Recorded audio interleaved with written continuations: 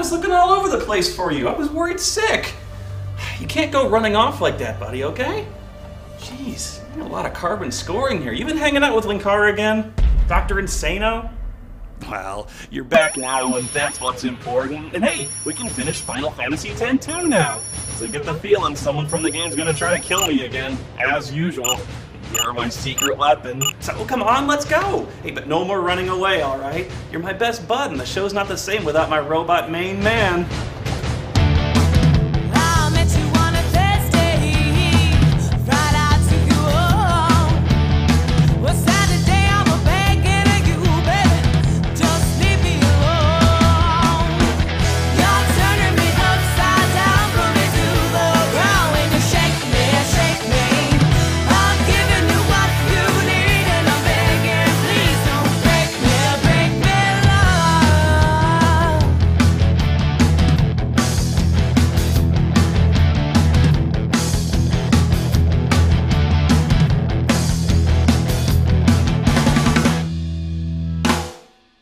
Okay, so after beating LeBlanc and her goons for, what, the 10th time, you finally get both halves of the broken sphere. And for the first time ever, the Gullwings finally discover a sphere that has something mildly informative on it! It's a recording of some giant ancient machine which you discover is called Vegnagun. It's a world-destroying superweapon that somehow everyone in the whole world already knows about, except the Gullwings. Alright, well, I have to nitpick the hell out of this scene because, well, I'm me, and these sphere things just bug the shit out of me. Just, example, tell me this. Who took this footage? What did they do, bring in a crane to get these dramatic, sweeping shots of Vegnagun? And someone had to edit this. In ancient Spira. What did they make, non-linear sphere editing software? And what was the purpose of this recording? Was it some kind of Vegnagun sales video, but the audio is missing? It's the new Vegnagun ZX5000, the exciting new cutting-edge phenomenon in mechanized genocide delivery. Is another sovereign nation accusing you of saber-rattling or questioning the size of your mighty majestic penis? Well, they'll question no more when you deploy your nuclear armament through Vegnagun's intercontinental missile-launching mile-long cock cannon. Vegnagun is equipped with the latest anti-theft artificial intelligence. Vegnagun is quick, nimble, and more responsive than any other walking terror mecha thanks to its new, innovative musical keyboard interface. It's the miracle pipe organ technology that makes this super weapon possible. Even if smaller infantry threats manage to breach Vegnagun's outer vaginal defenses, its point defense tusks will ensure that your bridge is, in every way, impregnable. If anyone uses that thing, Spira is done for. But it's a machina! All we have to do is shaky shake our way up to it and take it apart. Shaky shake? Anyway, Vegnagun's being held by New Yevon and Bevelle, and LeBlanc offers her breasts, her services to your boobs, bras, cause! Offers her services to your cause! I thought our peaceful days would never end. The eternal calm. I really believed it would last forever. Oh yeah, you really ended war and conflict for all time, Yuna, bravo. Hey, I can't remember, how many people did we end up shooting in the face to steal all those worthless spheres again? Just look at all this peace you've brought to the world. It's obvious. We nabbed the head honcho. Our target is the New Yevon Praetor, Barrelai. A girly man like that doesn't stand a chance without his escort. Oh, matron, yes. You go to the Cloister of Trials under Bevelle, and of course you find it infested with fiends. And by fiends, I mean the same demonic ice cream scoops you always fight. You'd think after 2 games and this much time in development they'd come up with at least, I don't know, a couple new monsters instead of palette-swapping lizards and ice cream scoops and bats. Well, I suppose there are some robots a little later on when you get to the secret Vegnagun hangar, but riddle me this. Why do Pyreflies erupt from destroyed robots? Aren't Pyreflies supposed to be the souls of the dead? The boss of this fucking place sucks my fudge nut. He spams death like a bitch. So you beat him, you beat another guy, and then you beat... Wait, is that Bahamut? Yeah, Mega Flare, that is fucking Bahamut. Didn't we kill all the Aeons at the end of Final Fantasy X? The fuck is going on? Ever heard of asking? Okay, well, I'll just tell you. It's skipping ahead a little bit, but fuck it. You know the Shuyin guy who looks like Titus? He was a famous blitzball player in Zanarkand during a time when Zanarkand was at war with Bevelle. To save his girlfriend, a singer-slash-summoner named Len, from dying in the war, Shuyin went to Bevelle to steal Vegnagun. And why Bevelle never just, used Vegnagun to win the war outright is never explained. Shuyin actually gets in and starts to power up the machine, which is inexplicably controlled by some kind of pipe organ keyboard interface. Why? but Len follows him to try and talk him out of it, but this delay allows guards to catch up with them and riddle them all with bullets. So of course Shuyin is killed from all this, but if you've been paying any attention at all, you'd know being dead never stopped anyone in Final Fantasy X. Shit, on Spirit, death is something you just walk off. I don't know, it just seems like being dead makes you stronger and indestructible. Everyone should do it. But here's the thing, Shuyin is so dead, and so pissed off about that and his dead girlfriend that he somehow has gained the power to resurrect and corrupt all of the old Aeons into serving him. Yeah, because the unsent, they can do things like that. Maybe his emo-ness gives him strength. Now you might be asking yourself, well, if Shuyin, a loser blitzball player, he can come back from the dead as an unkillable badass, able to possess people and control the wills of men, and resurrect the most powerful guardian spirits in the world and twist them to his dark purposes, why didn't Len come back? I mean, she's a summoner, right? Well, it's very simple. It's because her spirit became a sphere instead. Yeah, the girl from the songstress dress sphere. That's Len? Sure, she wore that dress 1,000 years ago. You know, it makes sense, if you don't think about it at all. When you finally get to where Vegnagun is, there's no Vegnagun, just a big hole in the wall. I must report to Nuji Wuji at once. Boys, record this. Don't miss a single detail. Wait, stop, hold it, look at that! What is that? They do have cameras! I thought videos were recorded on spheres in this reality or some shit. Wasn't that the whole fucking point? Isn't this supposed to be like a less technologically sophisticated age than the ones devastated by sin? Where the hell did the camcorders come from? I have so many questions. What did they record on? DV tape? SD card? What the fuck? What's really happening with the Aeons is that monsters are pouring out of all the temples across Spira because the Dark Aeons are infesting them and perverting nature. So you have to go around clearing them out. When you get back to Besaid, you find Wakka arguing with a Youth League guy who just wants to burn the temple down and kill the monsters inside without endangering the civilians. It would be so simple to burn this place down and take the fiends with it. But poor Wakka can't bear to destroy a place that he's lived with, loved, and cherished his whole life. We can finish off the fiends right here and now. Nah, burning down a temple is going too far. Aw, come on, Wakka. You're thinking about this whole burning the temple down thing the wrong way. Just think of it like, happy festival fireworks. You fucking dolt. And that raises an interesting thought. Why are people so attached to these fucking buildings? They were built to honor a false god responsible for the deaths of billions. It'd be like having a Hitler building in your hometown. Praying to them never did anyone any good. So for a long stretch of this game, you just go from town to town clearing temples, and at the bottom of each temple is a Dark Aeon you have to kill off. What I find really funny about this is that our brave heroes, who defeated Sin against suicidal odds, are now extorting money out of people before they'll even attempt to save them from monsters. Oh, wait a second. Hey, Bartello, how many syllables does the name Donna have? Donna! Huh, so about 6 then. Yeah, interesting. And his blank zombie-like expression completely matches the urgent tone of his voice. Donna! Anyway, at the bottom of one of the temples you fight another Aeon, and during the battle, Yuna's knocked into one of the infinite holes.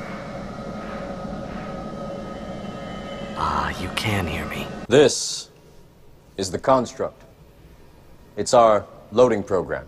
After falling forever, it seems, she awakens in a green field, surrounded by flowers, with the sun on her face. Do not be troubled, for you are in Elysium, and you're already dead!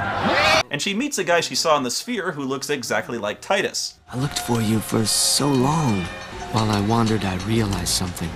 Spira hasn't really changed at all. Everyone's still fighting over nothing, still dying like they used to. Vegnagun will make that all go away. You know, is it just me, or do none of the villains' plans in any of the Final Fantasy games make any fucking sense? And they all basically boil down to the same fundamental concept, that the world is full of pain and suffering and disappointment, and the only way to stop people from suffering is to kill them. Guys like Kefka were just gibbering insane, at least, who just wanted to watch the world burn, and I guess Sephiroth kind of had more of a plan in that he wanted to become a god or see his alien mom or something, but geez, Shuyin comes off like a complete crybaby. I'm sick of all the violence and hate in the world, so I'm gonna violently hate-fuck the world in half with my Doomsday Weapon's mile-long cock gun. Yuna talks to Shuyin for a while, and instead of making plans for coffee or a movie later, he tells her he's so happy to see her again, he's gonna blow her up along with the rest of the world with Vegnagun. I mean, dude, seriously, you really don't have that much of a reason to be upset anymore, because your dead girlfriend that you were so sad about, she's right there. So, you lack what we call motivation. Your priority's a little out of whack. So Shuyin bugs off, and Yuna stays in this weird dimension until she's just sort of not anymore, and she gets out to explain her story to the other ladies. Lynn, huh? Yeah, the girl from the songstress dress sphere. Okay, so when Shuyin dies, his emo-ness rises from the grave to gain enough power to threaten the entire world, and when Len, a summoner, dies, she goes on to haunt a dress sphere? How is that fair? And if Len wore Yuna's dress, who wore Riku's songstress dress, or Payne's female Elvis jumpsuit, or was Len just freaky like that? I hate to interrupt, but Spira's falling apart with its leaders missing. Check the comm spheres and see. Oh yeah, things look absolutely batshit right now. Oh god, look at the carnage. Oh, the humanity. Yuna gets on the radio to get updates from around the world, from Waka, Donna, the Youth League, etc. It seems the leaders of both the major political factions of Spira, the Youth League and New Yevon, have gone missing. They're both planning sneak attacks on each other since their leadership structures are destabilized, and they both see an opportunity for victory. Looks like Nuge and Barreleye still haven't come back. And now Gipple's vanished too. And Vegnagun's on the loose. You can bet Shuyin's controlling that thing. I changed my mind. I want to do something. Nuge asked me to help, and that's what I'll do. So, with the world poised on the brink of war, and Shuyin preparing to rain global thermonuclear fire on Spira, the ladies put their heads together and decide to come up with a plan. And they decide the best course of action is...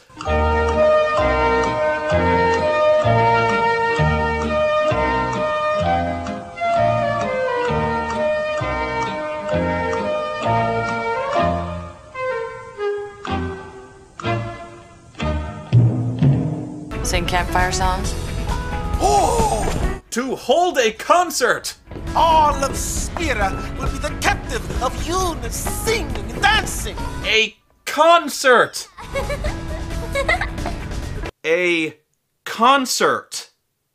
You know, one would think after the discussion we just had, specifically addressing the causes of the coming war, they might decide to do something a little more proactive, like, I don't know, finding and rescuing the missing faction leaders. Maybe that might have more of a lasting impact on people than Yuna's shitty J-pop, but regardless of whether or not you really believe a concert is going to diffuse all of these intricate socio-political tensions, isn't all this speculation rather pointless in the face of the looming apocalypse brought on by fucking Vegnacock? No, I'm being serious here. Shuyin fucking hijacked a doomsday machine, and Yuna's plan is to hold a concert. How is it fucking possible that this fucking guy, is the sensible one and brings up the only viable plan of destroying Vegnagun, which you'd think would be priority number one with a fucking bullet, and that plan is shot down to hold a fucking concert? This isn't a Final Fantasy game. It's the ending to Empire Records. This concert bullshit might have saved Arnold's in an episode of fucking Happy Days, but somehow I kinda doubt that it's gonna solve the geopolitical issues of an entire fucking planet. If I want to use music to unite the world in peace and harmony, I'll stick with the Wild Stallions. So to hold the concert, you have to go find those fucking freak show musicians all over again, and please, God, don't make me push them into a fucking elevator again. Spectacularly spectacular! 'Twill be a yummy Unipalooza indeed! 'Twill go down in history! Oh, I hope they really do call it Unipalooza. A minor detail, where should it be? Well, the more people we can gather together, the better. Aha! Then how about the Thunder Plains? Yes! You could practically pack a plethora of people in that place. What, you mean that place you literally can't go 3 steps without getting fatally struck by lightning? Oh yeah, I like that. Let's fill that with thousands of people in a tightly packed mob, and then put Yuna on an enormous steel stage surrounded by electronic equipment. What the fuck is wrong with you? I'm just saying, this is what happens when these people book your concert! Advertising is our specialty. Okay, I know, I don't mean to harp on this because really the point is basically meaningless, but if you just stop and think for a second, none of this makes any sense. Yeah, let's hold a concert on the fucking Thunder Plains, one of the most fundamentally dangerous environments on all of Spira, because God knows there's not a single wide open stretch of land anywhere on Spira where we can hold a concert. Oh, right, yeah. That huge, wide open, completely safe field. Whoops. Oh, and guess what? That area has concession vendors already established. Or what about the wide-open Blitzball Amphitheater? Or here's a thought, how about the concert hall you just showed us having a concert in at the beginning of the fucking game? But what are you gonna sing?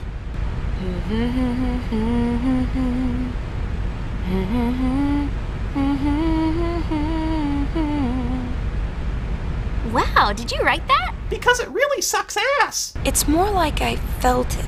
I can hear it echoing inside me. You mean to tell me that she's about to give a concert in front of the entire world's population and she doesn't have any songs prepared? Oh jeez, this concert is going to eat. Strap in, folks. Prepare yourselves for some more bubbly, meaningless J-pop. I know that you're hiding things, using gentle words to shelter me. Your words were like a dream, but dreams could never fool me, not that easily.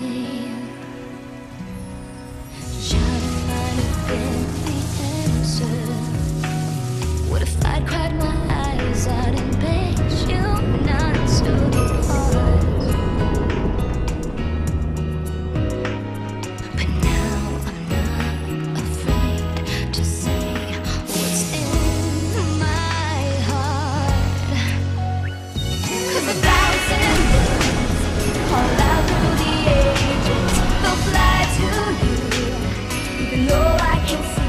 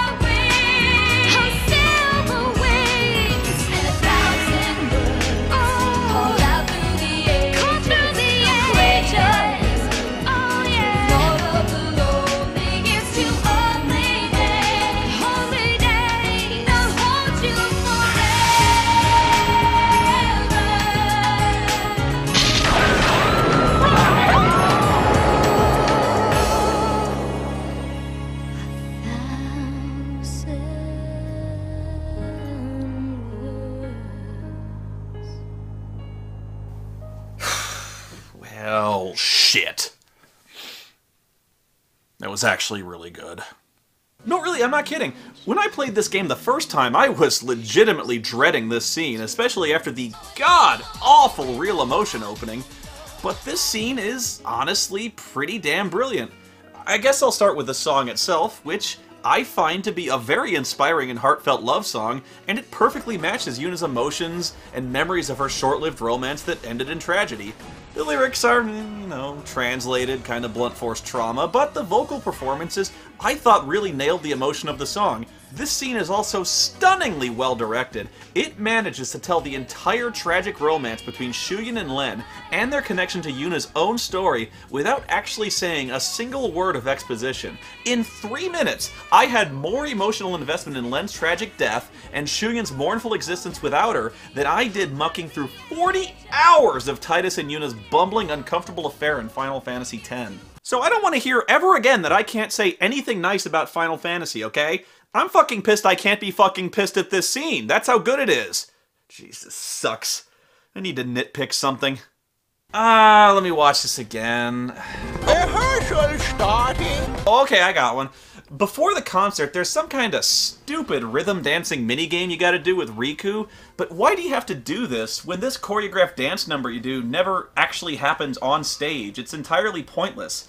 And what kind of lame-ass concert only features one single song? Okay, there. Now I feel better. The lovers met a truly tragic end. Those images we all witnessed are most certainly a record of their last moments. Wait, so everyone saw that flashback? Okay, how? I mean, did Len's spirit project it on the concert Jumbotron? Everything is all wrong. Alright, moving on. So, Shinra gets a signal from a probe droid they dropped into one of the Vegna holes, and they discover the guys they're looking for already down there, working together to stop Vegnacock. Never knew these guys were that badass, but now that Yuna's once again united the world in song, that means the rescue mission can finally start. Inconceivable! You keep using the word. I don't think it means what you think it means. We know Vegnagun is in the deepest reaches of the far plane. The only way in is to jump into one of those holes. Yeah, but which one? Who cares? We just pick a hole and dive!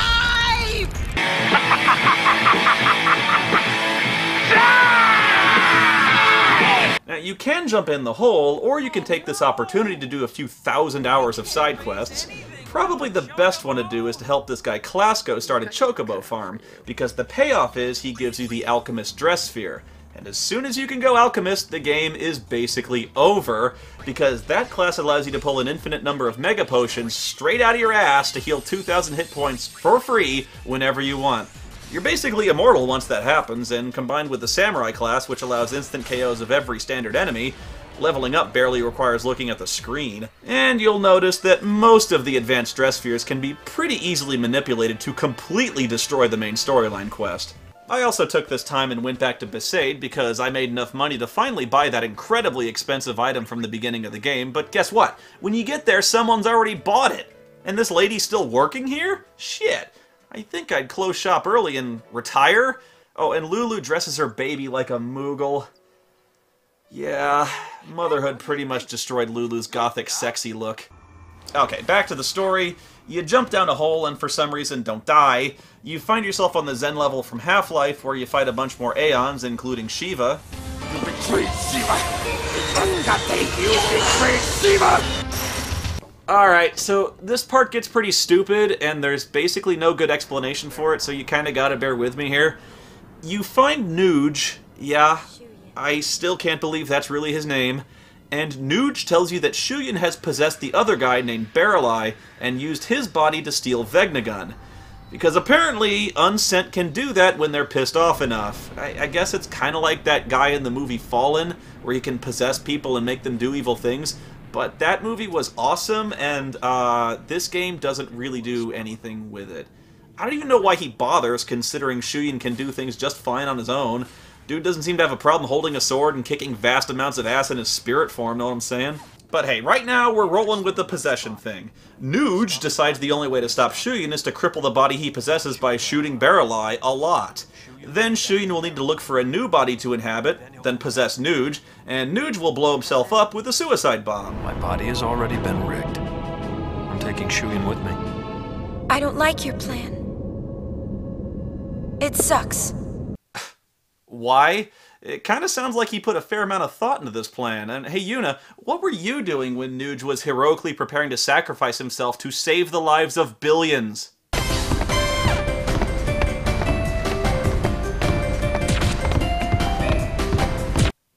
So, you can just shut the fuck up. Your plan is awful. Think about it. It's no different than what we did 2 years ago. We destroyed our own allies. We destroyed the Aeons who had fought together with us at our side.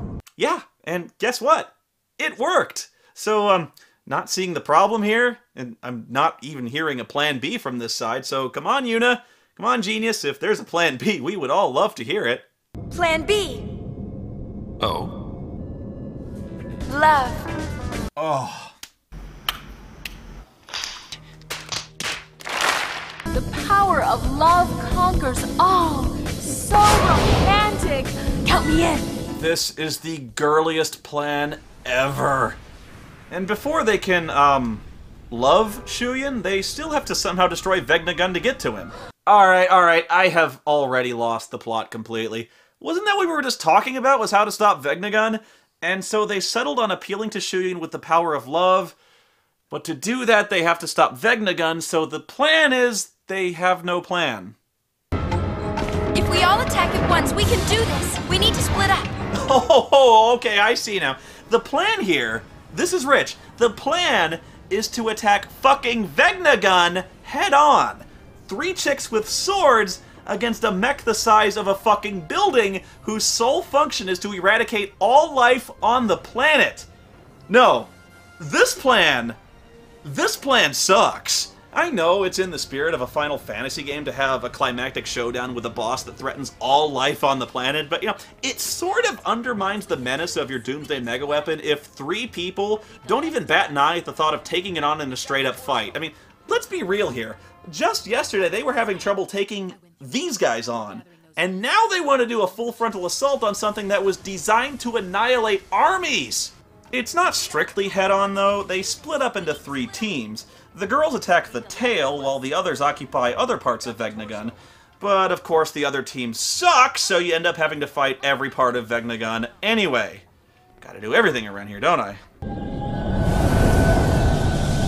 All of Spira is finished. He's got a plan B, too! Oh, yeah! And that plan B? Deploy the Vegnacock! Come, Vegnagun. Let us purge this repulsive world. If you take too long in this fight, the Vegnacock blows its load and pretty much destroys the entire world, and you get the bad ending. But it sucks, so who cares anyway. It turns out that Vegnagun is controlled by an impressive array of piano-style keyboards, which, to me, seems awfully, terribly, horrendously inconvenient for a weapons delivery system. It's like Vegnagun was designed by the band Yes. Dude, play Van Halen's Jump!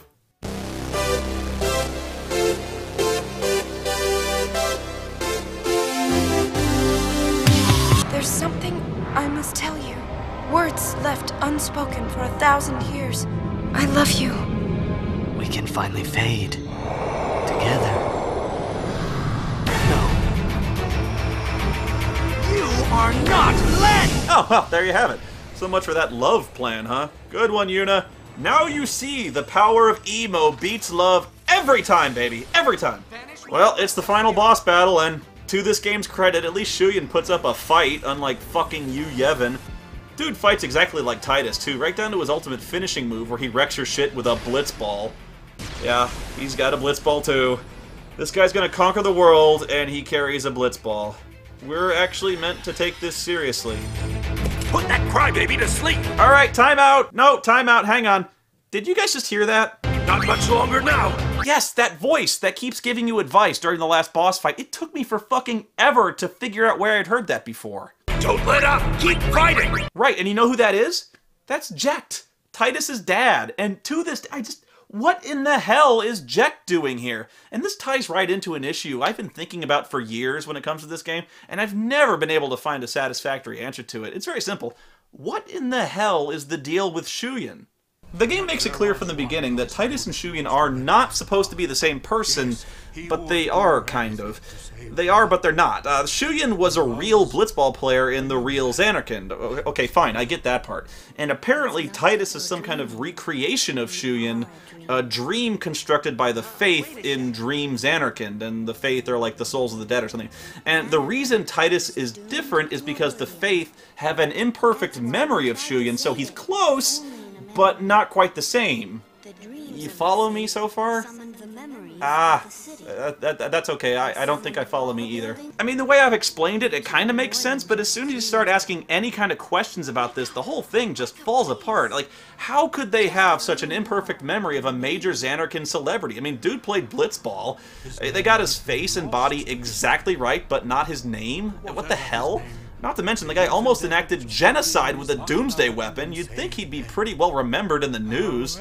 Plus, the guy was dating Len, one of the most famous summoners and pop singers in Zanarkand. And not only is Len nowhere to be seen in Dream Zanarkand, Titus never mentions having a smoking hot girlfriend back in Zanarkand to anybody. And trust me, Titus is exactly the kind of douchebag who would never shut the fuck up about this kind of thing to anybody. Hey, I'm dating this super hot singer, you know. Her name's Len. I even touched her boob one time. I'm the star player of the Zanarkand Abes. Because is it like in Final Fantasy X, when the Faith make Dream Zanarkand, is Sin supposed to destroy Dream Zanarkand before Titus meets Len? Well, why would that happen and not the war with Bevel? And oh geez, what about Orin? Doesn't he notice anything unusual about any of this? Because he actually is from the real Xanarkin. He actually is an unsensed spirit. He doesn't notice the completely different personality or the different name or his stunning similarity to a famous blitzball player named Shuyin. And then I realized, you know, they never actually say his name in Final Fantasy X, at least not in a voiced video clip. So, is it possible that the fact that nobody refers to Titus by name a plot point? Like, if Titus had ever introduced himself or anyone had bothered to ask his name, would Orin have, like, looked confused and been all, Titus? Wait a minute, your name's Shuyin, isn't it? What the fuck is the matter with you? Well, apparently nobody bothered because nobody refers to Titus by name in 10-2 either, meaning Yuna fucked a guy whose name she didn't know.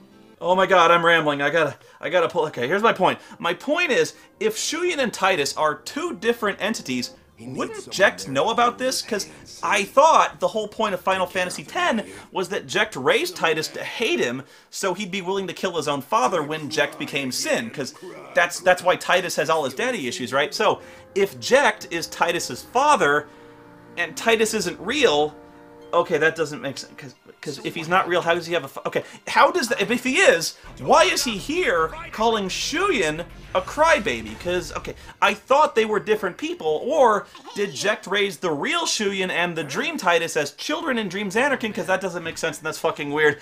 Okay, I mean, I guess because they both have the same moves, I don't... And then there's the thing where you can unlock the Xanarkin Abes in the Blitzball minigame, and the thing is, Titus is there, but instead of being called Titus, he's called Star Player, and why wouldn't they call... But what the fuck? Oh god, I almost talked through the ending. What happens? Len and Shuyin fuck off, and the Youth League and New Yevon guys are friends now, even though they shouldn't, because they've, like, killed thousands of people, and Yuna's become strong and independent and crap, and she fucks off, and, that's kind of it. Unless you played the game for months and got 100% completion, in which case you get this. And Titus comes back, and, yeah, there he is. He's sure there. Yeah, all that time and effort, that was totally worth it to see this guy again. Hooray. I got a theory. I think the Faith gathered up my thoughts and put them together to bring me back. Or maybe I'm still a dream. Dude, I don't think even the Faith really know. And if you don't know, what the fuck chance do I have? You bitch! Did she just try to kill him? Because if he is real, she just pushed him off a cliff to die pulverized against jagged fucking rocks. That's not cherishing. Oh my god. Guys, I just had a terrible thought. Now that I'm done with the game, that means I have to fight a character from the game. And that means...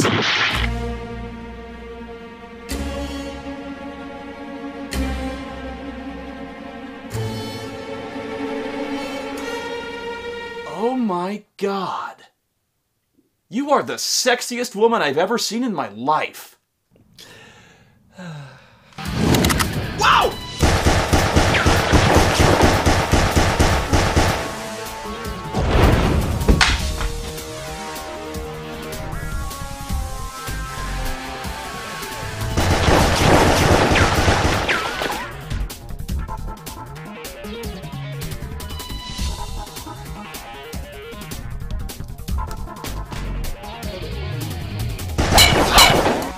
Burton! Yo, Dustbuster! Bust out the Death Ray! Well, that's just great. There goes Plan A. Oreo? Puppy! Go get help! Oreo, go get the guns in my closet! The guns! You can do it! Go! I really don't know what you're so mad about. I was pretty complimentary to your game, all things considered. It's just a game, lady. I really don't see what you're so upset. Oh, right. I violently murdered your boyfriend with a gunblade. Shit. Oreo! Bring the guns!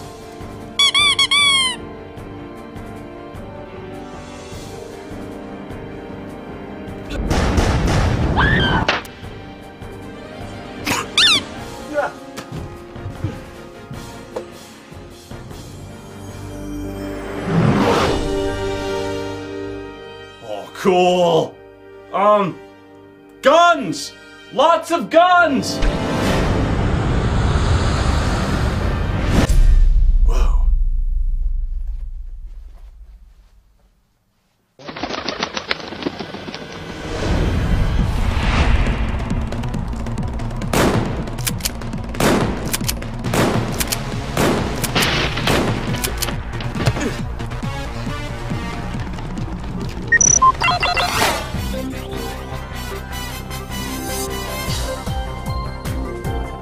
What the fuck are you gonna do? Sing me to death with that?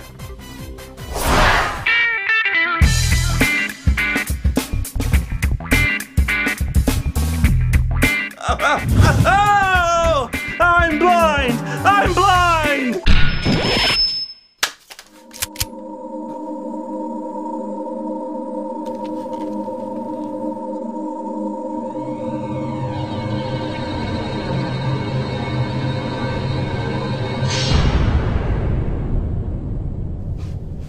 Shit!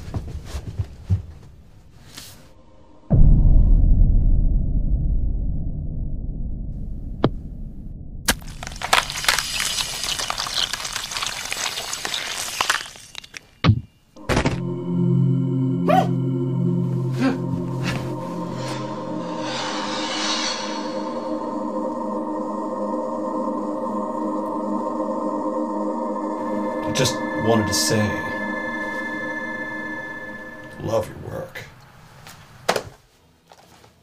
Keep it up. What are you? No! Fuck you! I hate Final Fantasy more than anything in the fucking world!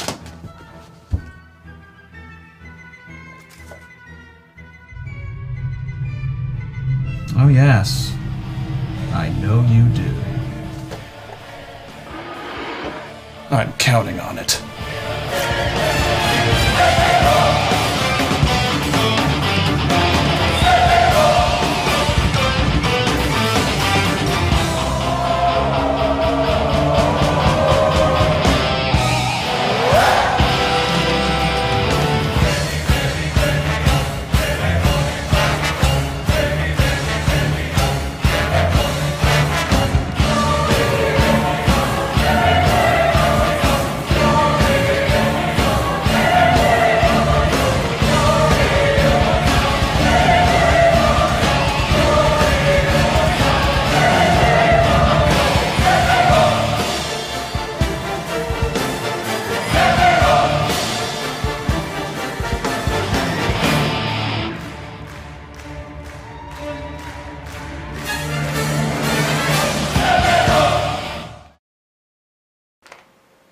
Oh, I've almost got 100%! Whatever.